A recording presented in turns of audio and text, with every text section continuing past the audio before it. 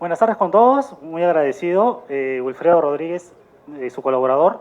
Vengo de parte de la empresa Solmax, la empresa líder del tema de geosintéticos, la fábrica más grande del mundo actualmente, y con nuestros colegas de Urrea Ingeniería venimos a presentarles un poco de este tipo de tecnologías que es muy innovador en nuestros países, tanto de Sudamérica como Centroamérica, y a nivel mundial, solamente que en nuestros países no está tan desarrollado aún o muy difundido.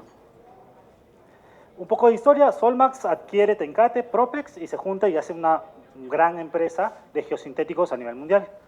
Pero hablemos de a lo que hemos venido, que es un suelo reforzado. De repente los conocemos, otros no, simplemente que es darle un mejoramiento a las propiedades mecánicas de una masa de suelo.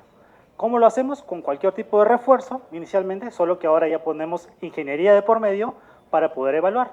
En ambas condiciones vemos deformaciones laterales, si no está confinado, pero cuando tenemos un refuerzo, ya la deformación de la margen izquierda es mucho menor.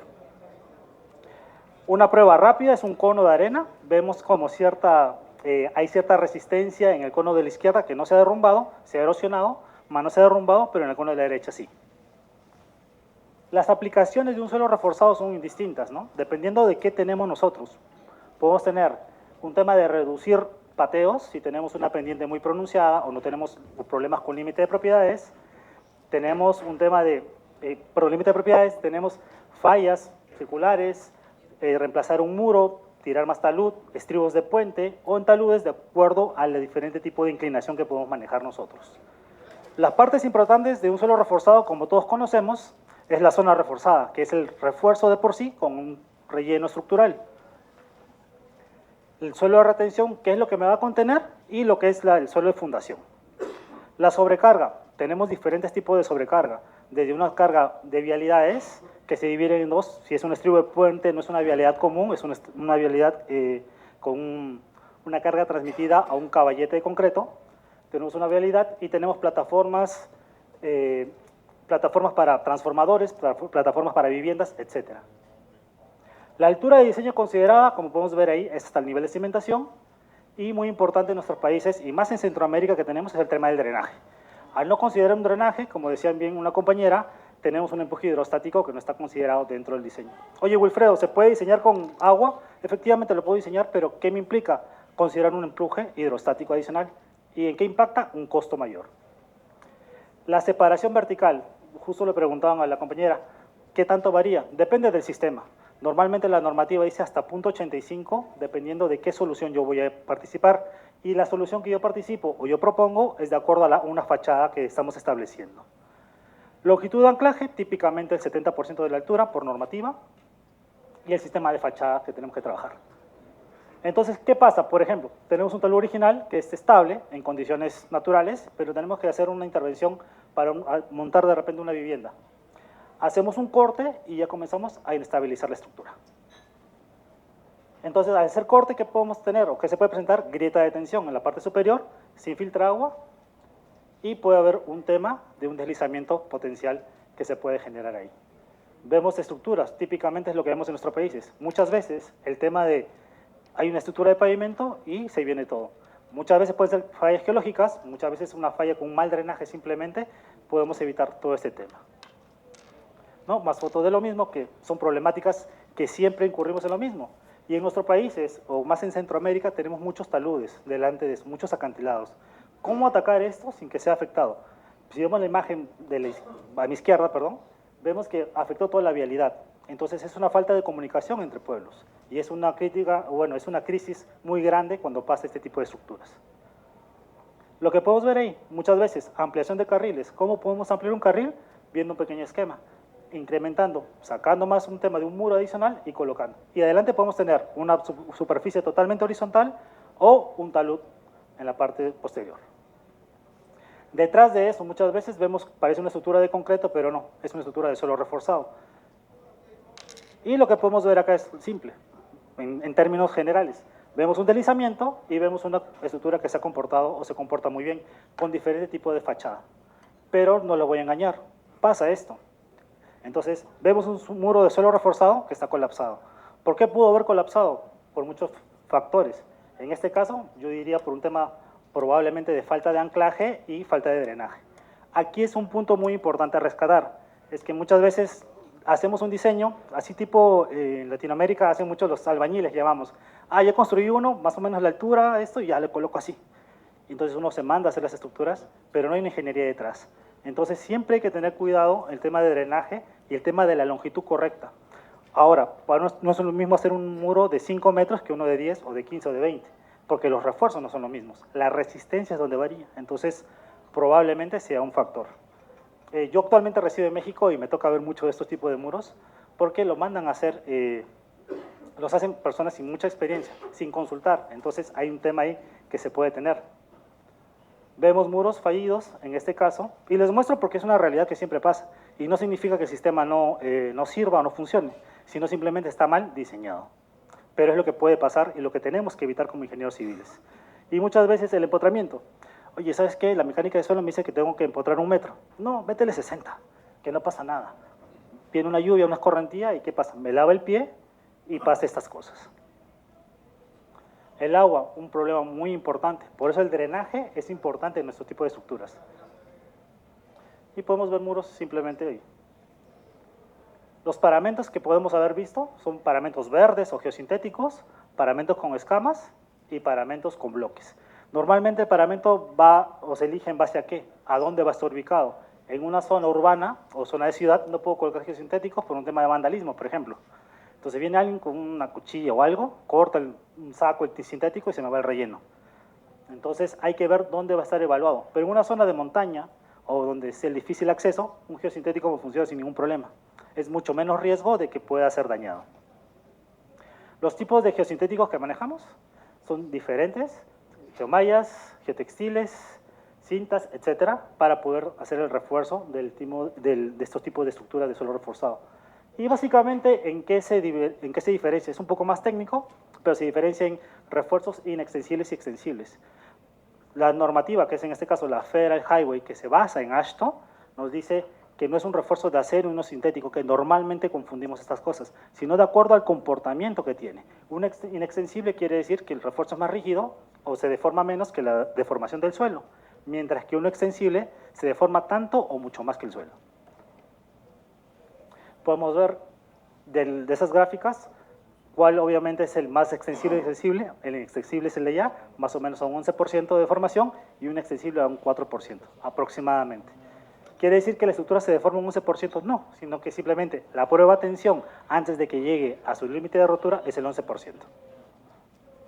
Y mientras más mallas coloco, más refuerzo, es totalmente viable. Muchas veces decimos, colócale por seguridad un poco más, pero ¿hasta qué punto? Entonces, podemos ver en este ejemplo una resistencia radial, que hay diferentes tipos de gemallas. En este caso, la no reforzada y hasta 7 refuerzos, vemos que esta diferencia es mínima. Entonces, yo colocar 3, 4 refuerzos colocando a 7, ya no es necesario. Si lo queremos ver en términos prácticos que todos conocemos, bajamos de un factor de seguridad de 1.6, perdón, subimos de 1.5 a 1.51. ¿Es viable? Pues no. Entonces estamos por ahí ahorrando y siendo más eficientes en este tipo de estructuras. Dentro de la evaluación de sitio y ensayos de terreno natural, muchas veces la geometría es lo que implica mucho. Es decir, ¿qué pasa si tenemos secciones, tenemos tipos de interferencias? En este caso, tenemos alcantarillas, etcétera. Nosotros como diseñadores o como proyectistas de muros, adecuamos la interferencia al muro, no el muro a la interferencia. Perdón, adecuamos el muro a la interferencia y no la interferencia al muro, porque la interferencia está calculada en base a un estudio hidrológico o hidráulico de por sí. Los tipos de suelo que nos interesan para este tipo de estructuras, base en una formulación matemática, es el relleno estructural, el suelo de retención y el suelo de cimentación, como lo vimos inicialmente. ¿Qué quiere decir? Que necesitamos un ángulo de fricción interna. ¿Por qué es importante un ángulo de fricción interna? Porque el refuerzo desarrolla su resistencia a través de la fricción. Necesitamos un peso unitario porque me va a dar lo que es el peso de la estructura para calcular qué cosa. El tema el peso del relleno estructural para verificar el tema de la resistencia a un deslizamiento, y el peso para calcular el empuje horizontal. Y una cohesión.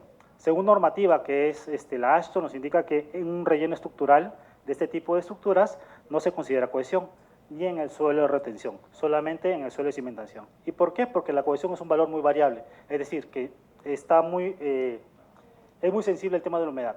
Si le entra agua o no le entra agua, puede ser que esto varíe las propiedades y lo cual permite que tenga un factor de seguridad aparente inicialmente bajo ciertas condiciones.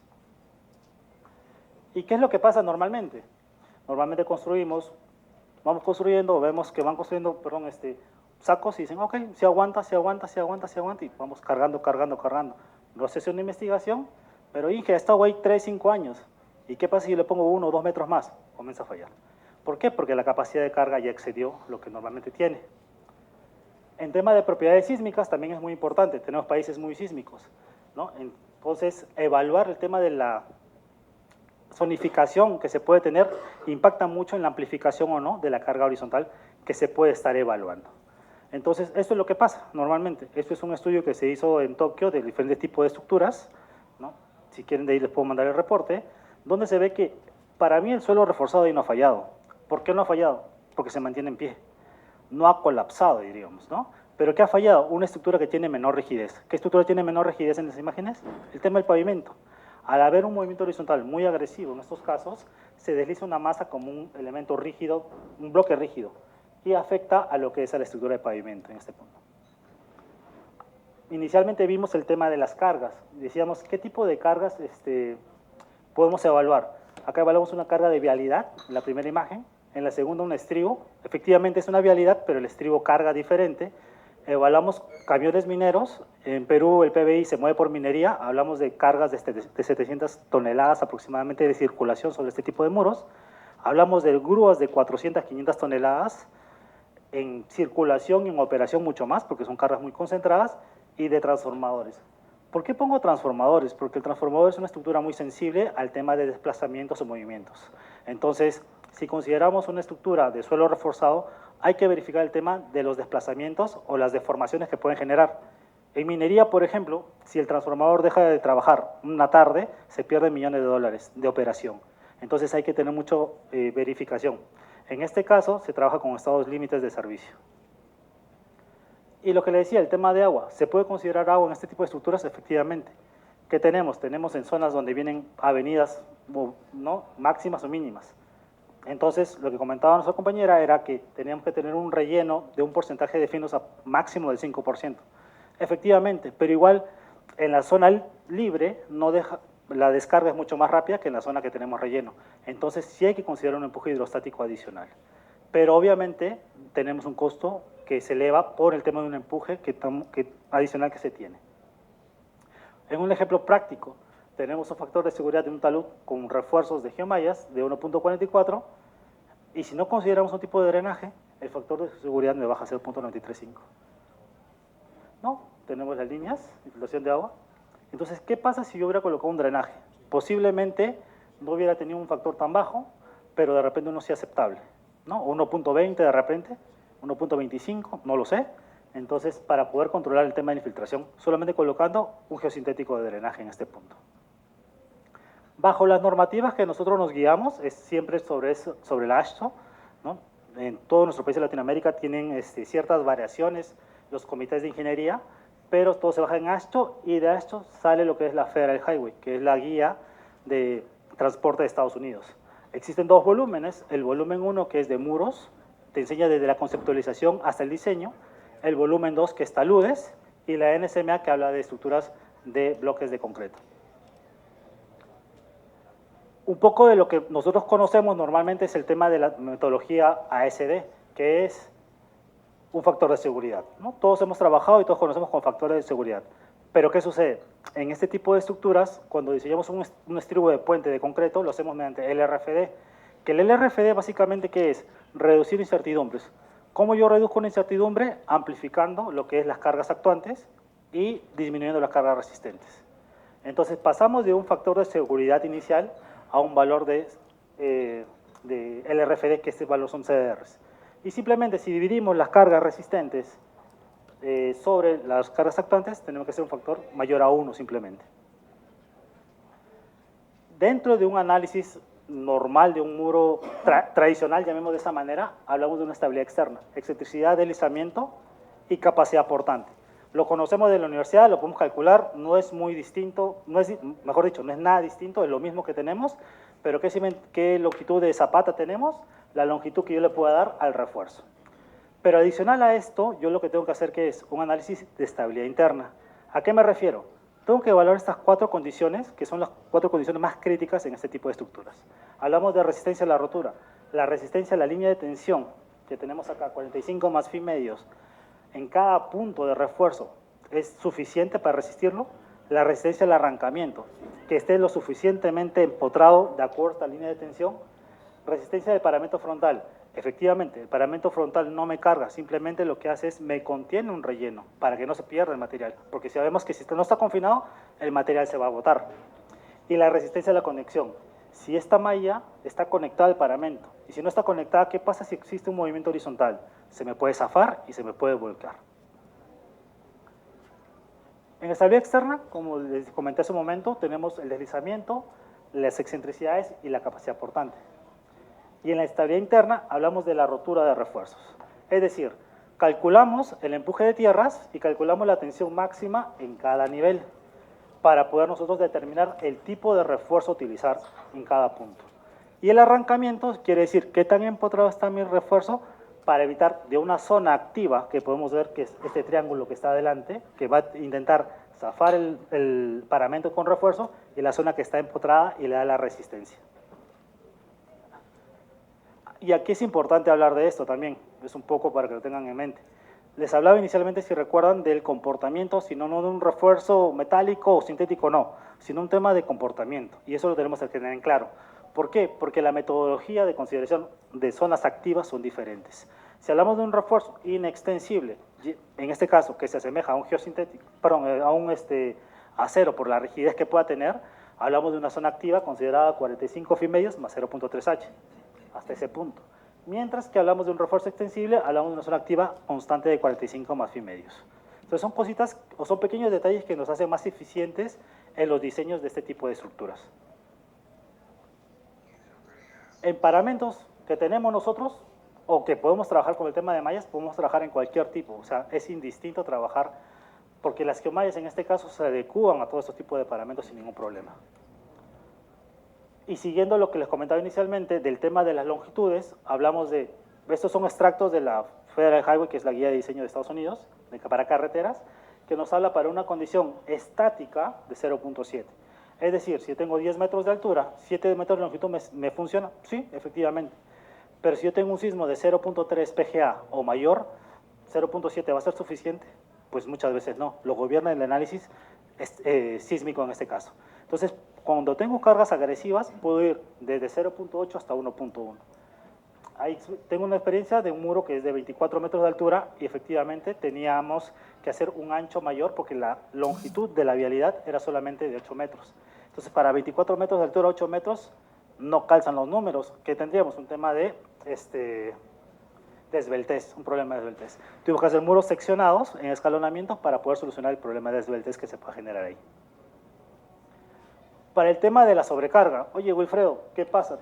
¿Cómo calculo yo el tema de la carga? ¿Cuántos vehículos van a pasar? ¿Tengo que contar eso? Pues no, la verdad, los americanos nos han ahorrado mucho el tema de eso y han hecho una evaluación. Es decir, ya tenemos tablas de acuerdo al sentido del tráfico, tomar alturas equivalentes de relleno. Es decir, tenemos un ejemplo ahí, una altura de 10 metros, un peso de 20 kilonewtons, que es lo típico de un relleno, y sentido de tráfico paralelo al muro. Entonces, acá hablamos de pies, 20 pies son 6 metros, y hablamos aproximadamente de un cálculo simple de 1.2 toneladas por metro cuadrado. Muchas veces en los diseños de suelo reforzado van a ver este número por default, porque es lo que nos dice una normativa, pero no escapa a que por criterios de diseño, o por mejor dicho, por términos de referencia del proyecto, nos digan, oye, no me gusta 1.2, hay que trabajar con 1.5 o con 2, dependiendo de la estructura que ustedes puedan conocer, pues se trabaja de acuerdo a eso, y el estudio de cargas que en verdad va a tener. Para una vivienda, más o menos se considera 1 o 1.2 toneladas por piso. Si tenemos de 3 pisos, ¿qué pasa si tenemos 3 pisos? Tenemos una piscina, una alberca, tenemos jardines. ¿Qué tanto impacta? Todo eso se evalúa y se coloca en una distribución de cargas del muro. El tema del empotramiento, lo que le decía, efectivamente la normativa nos dice 0.60 centímetros mínimo o 2 pies mínimo de empotramiento para ambos casos, para una condición totalmente horizontal y para una condición con un talud delante. Obviamente, ¿cuál es lo más crítico en este caso? Si le pregunto ahí, ¿cuál sería la condición más crítica?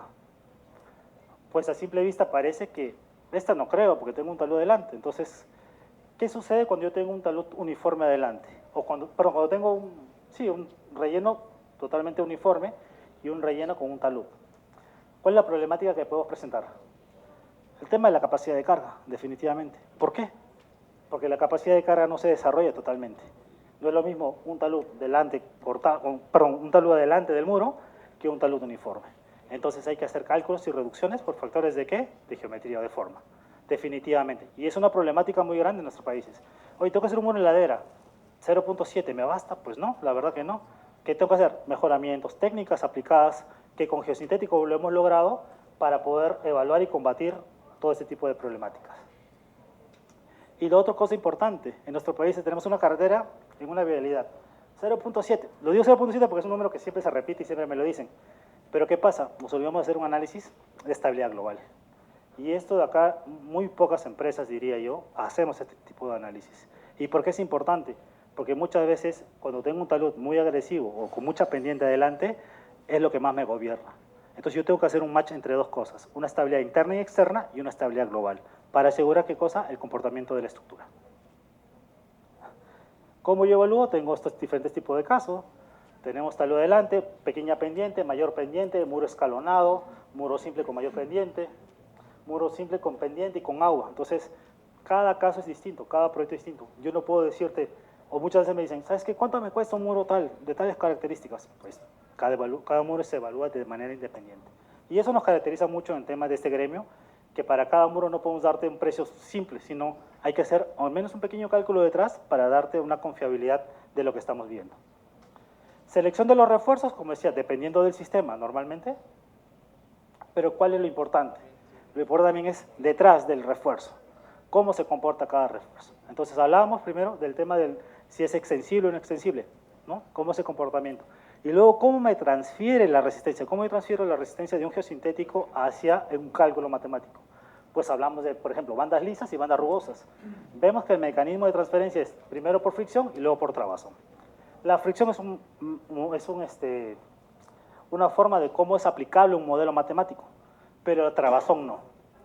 Entonces, hablamos que en una banda rugosa tenemos fricción-trabazón. En un textil, que es totalmente liso, tenemos solamente fricción, y en una geomalla tenemos fricción y trabazón. ¿Y cómo impacta esto? Si pueden ver en la imagen de allá, ven que el parámetro frontal está lo más pegado hacia el fondo, la dirección de la fuerza se trata de jalar todo el muro hacia ese lado, y estas pequeñas ondulaciones en la parte que no trabaja de la geomalla, es una parte de una resistencia pasiva. ¿Y a qué nosotros nos beneficia esto? O como diseñadores sabemos que es un factor de seguridad adicional que se está generando, que no es calculado y no se puede calcular, no se puede medir, a menos que sea un modelo de elementos finitos y se pueda ver algo adicional ahí, pero es muy curioso porque no es algo que se pueda medir como que en cualquier tipo de suelo. Sabemos que existe, pero no se puede calcular. Entonces, la trabazón es algo adicional que nos da como diseñadores para tenerlo en cuenta. Y por último, ¿qué pasa? Los geosintéticos, como le decía, vienen del laboratorio, es decir, vienen una ficha técnica, te dice tu resistencia es de 200 kN, por ejemplo. ¿Yo voy a diseñar con esos 200 kN? Pues no. La normativa que nos dice, alto, esto de acá, por ejemplo, tú tienes que hacer unas reducciones. ¿Cómo qué? Unos daños de instalación, es decir, tú llegas, lo instalas, lo tiras, viene la máquina, lo chanca, le rompe un pequeño hilo, le hace un pequeño hueco, ya lo dañé ahí. Daños ambientales, como hablamos de un geosintético, hablamos de un tema de poliéster, en este caso. Tienen diferentes tipos de núcleos, pero nosotros trabajamos con poliéster. Tiene un rango aceptable de 3 a 9 aproximadamente, casi en todo tipo de suelo. Pero ¿qué pasa si tenemos zonas más alcalinas? De 11, por ejemplo, un suelo cemento. Entonces los factores de reducción aumentan. Pero en un geosintético lo más importante es este valor de acá. Para cualquier geosintético o polímero, es el valor CRIP. ¿Qué es el valor CRIP? La deformación que tiene a una carga constante a través del tiempo. Entonces es un plástico que va a estar sometido a una carga en todo su tiempo de vida, 75, 100 años o lo que fuese. Entonces, este punto de acá en cualquier sintético es un valor clave. Por eso las empresas grandes de fabricantes se esmeran mucho por hacer pruebas a gran escala para determinar, porque si yo tengo un mejor valor con respecto a mi competencia, yo voy a ser más óptimo. Entonces mi costo por metro cuadrado va a ser menor. Entonces, esto de acá en cualquier tipo de geosintético es el valor donde deben fijarse. Por ejemplo, en poliéster, que es nuestros materiales, normalmente está en 1.4, 1.44. En HDPE está como en 2. Entonces, dependiendo de cómo la fabricación o el tipo de material, va aumentando. Por eso el costo por metro cuadrado impacta mucho. Y cuando hablamos de resistencias, lo que hacemos con esta metodología, ¿qué es? Disminuirla. Lo que hablamos inicialmente, la tensión última y la tensión de diseño por daño de instalación. Llega a obra, se daña y luego al tiempo de vida útil que se tiene. Nosotros como empresa damos o trabajamos con software, llamémoslo independientes, porque no es un software de Solmax o de Urrea o de nadie. ¿Tenemos hoja de cálculo interno? Sí, pero este es un software que lo diseñó el doctor Dovlechinsky, que ayudó a hacer parte, o estuvo en el comité de lo que es la Federal Highway. Entonces, es alguien que puede adquirir un software, cualquier empresa lo puede adquirir, cualquier persona lo puede adquirir. Entonces, lo llamamos como que no está casado con ninguna empresa y nos da resultados muy fiables en este tema. Y luego viene un análisis de estabilidad global, que trabajó con programa Slide, también no es nuestro. Entonces, lo que nosotros vemos en este tipo de programas, que es el tema de las resistencias y los ratios de cobertura, que lo vamos a hacer en un momento. Es decir, ¿qué es un ratio de cobertura? ¿Es lo mismo tener este tipo de refuerzo a este tipo de refuerzo? Pues no. ¿Quién me cubre más? El que está allá. Entonces, por ende, tengo una resistencia por metro lineal mayor en este punto que en este punto. Y lo calculamos de esa manera. Trabajamos esto, colocamos los colores que vemos aquí, se deben a la diferente resistencia que nosotros podemos tener en los tipos de refuerzo, y se trabaja con una estabilidad global. Entonces, lo que hacemos que es, compatibilizamos un análisis de estabilidad global con un análisis de estabilidad interna y externa de un muro. Entonces, y al final, conciliamos los dos modelos y damos un resultado final. Es lo mismo tener un tema horizontal, podemos hacerlo inclinado con un talud en la parte de delante y podemos hacerlo así. Entonces, aquí, por ejemplo, el modelo no me está cumpliendo, de acuerdo, en el anterior sí me cumplía, pero con estas condiciones de talud ya no me cumple. Entonces, ¿qué me implica? Incrementar las longitudes, incrementar las resistencias, ¿para qué? Cortar la falla, hacer ganar más peso y evitar de que falle por una estabilidad global. ¿No? 1.48.2 en ese punto aproximadamente. Entonces ya es un valor un poco más cercano al 1.5 que buscamos, porque recordemos que esta metodología es por equilibrio límite. Los errores comunes que se ven son refuerzos muy cortos, como lo vimos en la imagen. ¿Por qué me fallan? Refuerzos muy cortos. Espaciamientos muy grandes. Yo me voy a ahorrar 20 centímetros, 10 centímetros, lo voy a hacer más espaciado. Materiales que no son con los que se diseñaron. Si tenemos buenos parámetros o tenemos una cantera y al final, ¿sabes qué? Dije, no, lo hicimos con parámetros menores. En vez de decir 30 grados de fricción, tenemos 26, tenemos 20, lo que fuese. Entonces le ponen cualquier cosa y un control de calidad, que es lo que más nos falta. Suposición de ángulos de fricción altos. Muchas veces no llegamos. En nuestros países de Latinoamérica, si seguimos el tema de las recomendaciones de la Federal Highway, nos pide un ángulo de fricción de 34 grados. Y muchas veces conseguir ese tipo de material es complicado en nuestras zonas. Entonces hay que trabajar de acuerdo a la realidad que tenemos aquí en nuestros países. Entonces analiza estabilidad total del sistema, es decir, una estabilidad global, que es muy básico en este tipo. Mal drenaje o no colocación de drenaje, que es, ¿qué les puedo decir? Y mala compactación. La versatilidad de este tipo de proyectos es en zonas de muy baja o de muy difícil acceso, podemos ver ahí que se pueden instalar. Estos son, por ejemplo, recrecimientos de minas o de tanques de minas, que hablamos de 50 a 60 metros de altura, taludes, y los muros que van adelante y lo contienen. Taludes reforzados, esos ticos mineros que ven allá son de 700 toneladas. Hablamos de aquí de taludes que pude construir de 38 metros de altura, aproximadamente, taludes y muros. Vemos una caseta de máquinas donde se hace el mantenimiento de este tipo de máquinas. Vemos el tema de recrecimientos, o bueno, elevación de rasantes en este punto. Teníamos un tema de una zona inundada. Entonces lo que hacemos que es, mejoramos el suelo, hacemos un muro, elevamos la rasante y evitamos que cuando se inunde me bloquee la vialidad. Trabajamos con sacos, con geosintéticos. ¿Por qué con sacos? Porque muchas veces llevar a zonas inaccesibles, y en estos países de Centroamérica, normalmente tú tiras una rama y al mes o 2 meses ya está vegetado. Entonces, ¿qué nos permite? Un saco de textil nos permite transportarlo rápido a obra, utilizar el material de corte, rellenarlo y que eso se vea verde en un futuro. ¿No? Obras en Salvador, obras que tenemos acá, muros de 23 metros, que en la carretera que se hizo en Oaxaca, en México. que sean muros de 8 metros para viviendas en tema de Guatemala, y vemos cómo ya está creciendo la vegetación en poco tiempo. Entonces, esto es lo que nos interesa, ver qué tipo de aplicación vamos a tener. En una vivienda, en una zona así, a menos que el dueño o sus hijos vengan y corten, ¿quién más va a cortar las cosas? Entonces, es el tema de la aplicación y saber dónde utilizar el tipo de sistemas. Y esto es lo que le decía, en Talud tenemos laderas muy empinadas, y cómo lo solucionamos el tema de la capacidad portante, como el tema de geotextiles integrales, otro geosintético, que sirve como unas cimentaciones gigantes, que pueden ver acá. Teníamos esto es roca empacada, cualquier vibración se venía. El tema de recrecimiento, bueno, de expansión de la vía tapaba una zona reservada. Entonces era un reto muy grande en este tipo de proyectos. Estos muros son de 22 metros de altura, ¿no? Se fue trabajando, esta es la cimentación que vimos inicialmente, viene el muro con una pequeña inclinación y podemos ver que está vegetando. Y al final queda como un gran mirador. Entonces, las aplicaciones que se mantienen en este tipo de geosintéticos es muy amplio, podemos trabajarlo para cualquier tipo de aplicación. ¿No? Y podemos verlo verde ahí. Y en tema de taludes, en este caso teníamos mucha roca, hicimos una malla electrosoldada con geomallas y lo trabajamos ahí en tema de laderas muy empinadas. Sabemos que no va a crecer nada ahí, si pueden ver es un tema muy árido en Perú, y se hizo con 15 metros de altura aproximadamente. ¿Pues tienen alguna duda? Muchas gracias de antemano.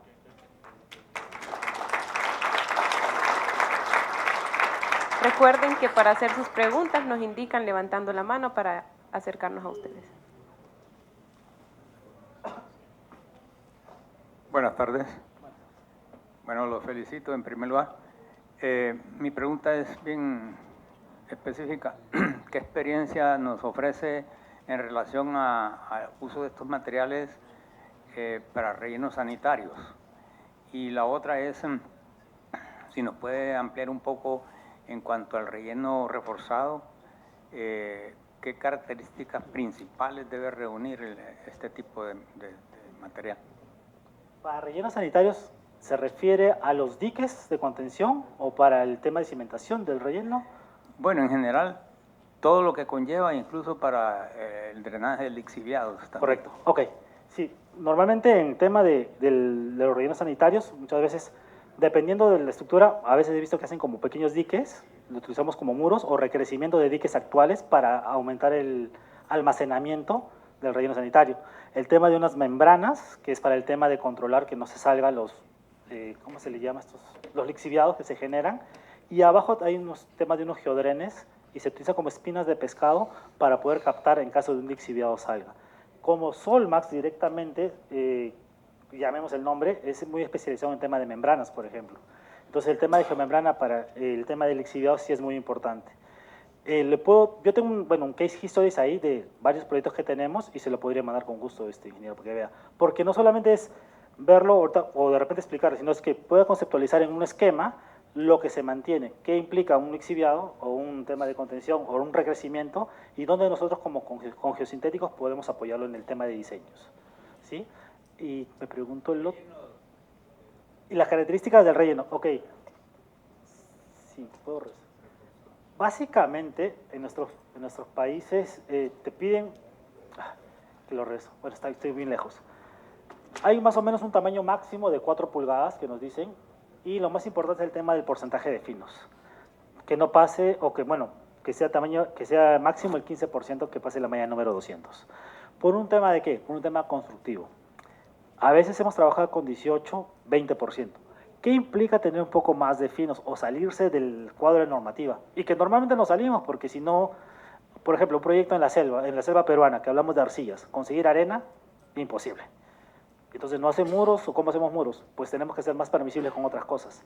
Entonces, porcentaje de finos, hablamos de 25-30% y hasta más. Entonces, ¿qué es? Controlar deformaciones. ¿Cómo controlo deformación? Ya no hago estructuras totalmente verticales, tengo que hacerlas inclinadas. Combatir el tema o ser más flexible en mis tolerancias acorde a eso. Entonces, tamaño máximo 4 pulgadas por un tema de espesores de capa de compactación y el tema de porcentaje de finos menor al 15%. En tema de estructuras regulares. En estructuras inundables, el porcentaje de finos menor al 5%. Un poco más seleccionado, ¿para qué? Para que el agua que entra salga con facilidad sin que me lave los finos y se produzcan asentamientos diferenciales dentro de la masa reforzada.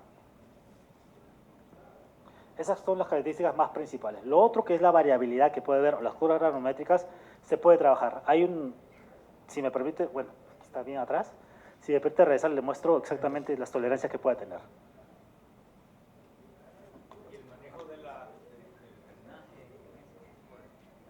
El manejo de drenaje en ese tipo de estructura de relleno reforzado. Cuando tenemos, nos escapamos de este 15%, tenemos que, hacemos como que forramos el tema de la estructura reforzada. En Querétaro, donde, bueno, donde yo vivo, y en México, se han hecho rellenos con arcilla. ¿Cómo hacemos el relleno con arcilla? Si vamos a la normativa, está prohibido, y es para viviendas de 4 pisos. Entonces, ¿cómo hemos hecho? Hemos hecho controlando el tema de la humedad, saturando la arcilla y controlando, impermeabilizando la arcilla, para que no haya un tema de cambio volumétrico ni de propiedades. Entonces, hay características y muy de la mano con el tema del laboratorio de suelos. Entonces, en la parte superior tenemos jardín, porque son casas. ¿Qué hacemos? Colocamos un drenaje lateral, horizontal, para que el agua que caiga de irrigación de jardineras sea conducido a otro lado y sea llevado. Entonces, mantenemos la estructura impermeabilizada, llamémoslo de esa manera, o que no le entre agua directamente. En una estructura tradicional, lo que nos dicen las Federal Highways, como este tipo de estructuras fueron pensadas inicialmente para vialidades, la vialidad tiene su propio drenaje, entonces no va a entrar agua, en teoría, ¿no? Pero siempre colocamos un drenaje posterior por si hay una infiltración, pero si tenemos un terraplén armado, es decir, tenemos este material horizontal y tenemos que armar un terraplén, es difícil que el agua se meta a un 95% compactado de un productor modificado, ¿no? Entonces, dependiendo del sistema, acá los sacos, por ejemplo, pues, drenan por la cara. El tema de bloques tiene gravilla adelante, el tema de escamas tiene gravilla adelante. No es como un drenaje como tal, sirve como drenaje, pero sirve como un tema de contención de desplazamientos que se puedan generar. Son diferentes tipos de métodos, ¿no?, que se pueden tener. Pero más consideración en cuando yo me escapo un poco de la normativa, si no puedo cumplir con el proyecto.